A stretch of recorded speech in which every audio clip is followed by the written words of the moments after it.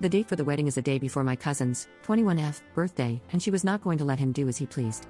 My cousin organized a trip to the beach, which will last a week. It was given to her by my aunt and uncle because she won a scholarship overseas at a college. My aunt and uncle won't go to the wedding, and some of my other cousins won't go to the wedding either, but they'll be going on the trip. My cousin arranged the trip entirely on purpose to ruin my father's wedding since my mother was her godmother.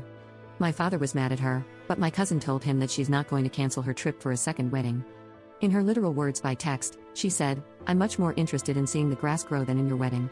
Today, my father found out that I will be going on the trip too, and he's totally mad at me. He even cried, telling me that everyone is punishing him for finding love. I asked him if my mother wasn't the love of his life then, and he kept crying, saying that I don't understand because I'm too young. He says that every time I try to talk about something serious with him, even when I want to talk about politics or important things, it's his way of shutting me up, and I hate it. He says he just finally found love, that his girlfriend is the real love of his life. Good for him, I guess. My mother always said he was the love of her life until the last day. I think I feel sad thinking about how my mother would feel if she heard my father say that he finally found real love, when in my mother's eyes and words, he was her soulmate. Can you really find the love of your life in 2 weeks? I understand that grief is different for everyone, but who grieves spending Christmas with their new girlfriend and not with their daughter who lost her mother? He neglected me since that time, even if I was a teen. Everything was always about how he feels and what he wants. I told him that I will go on the trip and that I don't want to attend his wedding, and he kept crying. My paternal grandmother called me to pray and tell me that I am being unfair to my father, who just found love again. But I just don't want to go, nor do I want to be near him. I stopped being close to my dad a long time ago, and my perception of what a father figure is has been almost totally erased from my mind. Edit. My parents didn't have an open marriage or anything like that. My mother wouldn't have thought twice before divorcing him if he hinted at something like that because she was always traditional in matters of relationships. We were all shocked by the fact that my father introduced his girlfriend while we were all grieving. It's something no one understands to this day. Update 1. Thanks to the comments that day, I decided to talk to my father and ask him if he cheated on my mother. I got really anxious and just needed to know the truth because it was something that made me feel really nervous. After insisting and hearing him cry, he confessed to me that he had been talking and going to places with his friend for a while my mother was still alive and even before she got sick. My mother didn't know that my father had that kind of relationship, and it was all behind her back. When my mother passed away, his girlfriend at that time, who was just a friend, approached him to comfort him. He didn't say exactly when, but I guess it obviously happened between those 2 weeks. I want to think it wasn't the day my mom passed away because it was unexpected, and we were all too busy.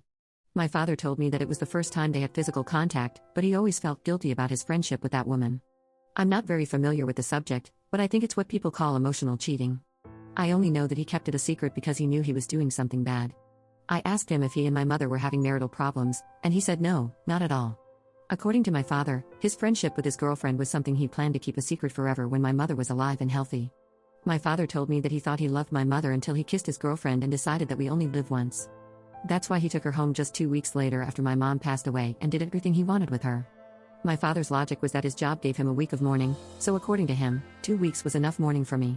I told him that while he fulfilled his fantasies, I was alone in our home, and he kept saying the same things like, "You were almost 15 years old, you were already a woman, at your age I was already working, blah blah blah."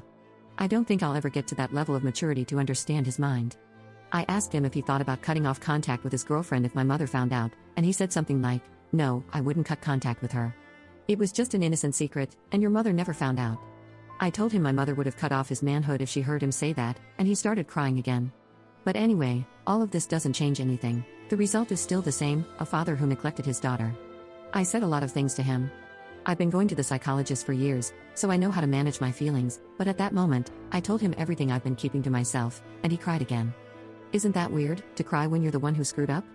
I only feel bad for my mother and myself. For now, I warned him that I am going to rent the house to make money and cut off contact with him when he leaves the house with his girlfriend. He didn't complain about that because at least he always agreed that the house is mine. I'm not going to leave him homeless or anything like that. I'm not going to his wedding. I'm not going to invite him to my wedding in the future. I don't care if my future kids don't have a grandparent or anything like that.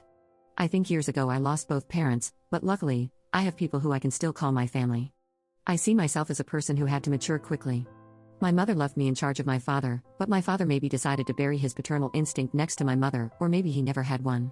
He was always a regular father, so I don't care if I don't see him again.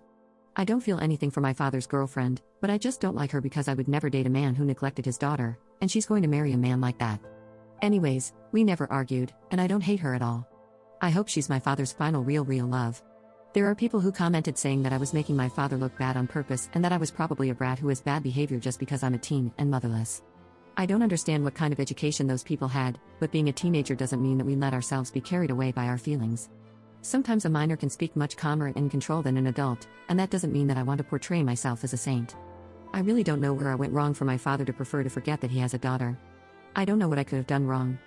Maybe the key was to yell at him and make a tantrum to get his attention, as some comments said, but I stopped caring a long time ago. Edit. My father also has a house to live in the province where he was born, so I think he will move there. The land of my house belonged to my grandparents, and they gave it to my mother when they got married. She arranged with my father that it would be mine when I got old. My mother didn't have a will or anything, the house is more of a gift from both of them.